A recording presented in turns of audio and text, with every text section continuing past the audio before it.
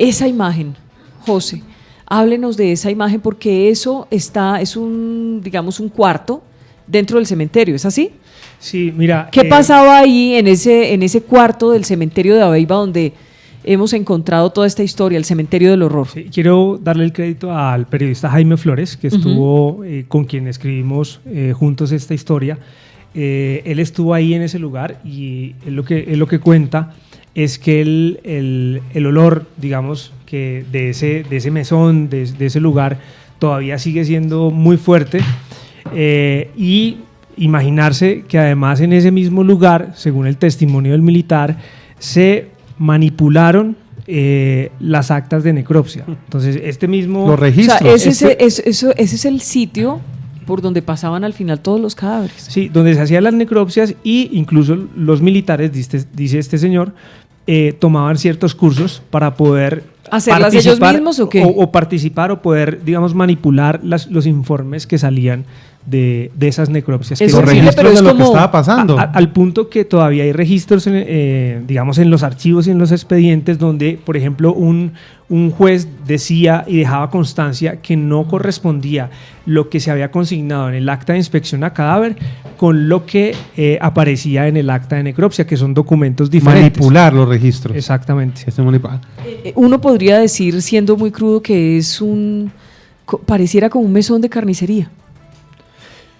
Bueno, es un lugar donde pasaron muchas cosas y digamos que eso produce desconsuelo, tristeza, y rabia, ¿no? También genera muchos sentimientos. Dolor, Uno, como dolor. periodista, Alejandro, ¿cómo se toma en una redacción una historia de estas?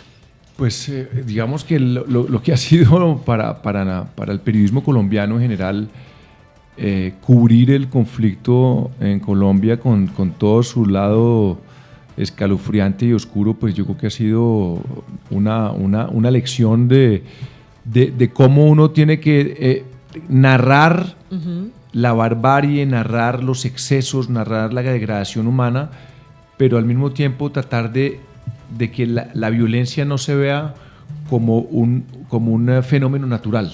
Y yo creo que una cosa es sensibilizar a la sociedad de lo que significa la guerra, de lo que pierde una sociedad con una guerra, y otra cosa es que la violencia y la guerra se vuelve una estadística. Entonces, ¿cómo entender el contexto, ¿no? De por qué se dan los patrones, por qué se dan los incentivos, por qué las lógicas? Pues sobre todo para no volver a repetir eso. Exacto. Entonces uno dice, bueno, aquí hay una serie de hechos y acontecimientos y de actos de barbarie, y hay que contarlos y hay que denunciarlos y hay que encontrar sus responsables, por supuesto, por parte de la guerrilla, de los paras, de los agentes del Estado, y tenemos que entender quiénes fueron y lo que segundo que tenemos que entender es por qué pasó. Y ¿cuáles son los procesos políticos que llevaron a esos actos de victimización? ¿Cuáles son los incentivos perversos que nos llevaron a tomar las decisiones equivocadas? ¿Cuáles son los patrones que se cruzan para que lleguemos a que un víctima termine siendo victimario y un victimario termine siendo víctima? Porque aquí, digamos, empiezan a cruzar, ¿no? Y las cosas no son blanco y negro, y a veces la verdad están las tonalidades de grises. Alejandro, y con esto, pues uno pensaría que todavía el país no conoce la verdad de lo que pasó con los falsos positivos. Pues yo creo que uno de los desafíos, precisamente, ya que usted habla de la verdad, Jairo, es ¿cuál verdad? Claro, la verdad en concreto judicial de lo que pasó con los falsos positivos y que queremos saber los responsables. Claro, pero aquí hay muchas verdades. Y todo el entorno de los falsos positivos. No, y todo el entorno del conflicto, porque digamos aquí hay verdades diversas donde yo hablaría pues sobre todo por una verdad como más histórica, que es una sumatoria de verdades distintas, ¿no?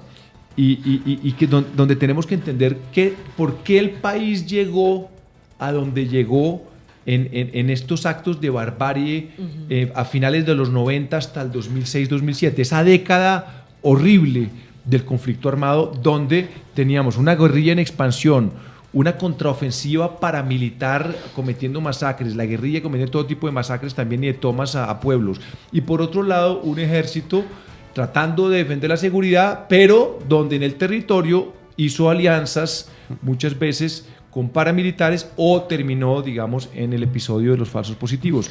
Tratar de entender cómo llegamos a eso, ¿no? Yo creo que es un tema importante para no volver a repetirlo.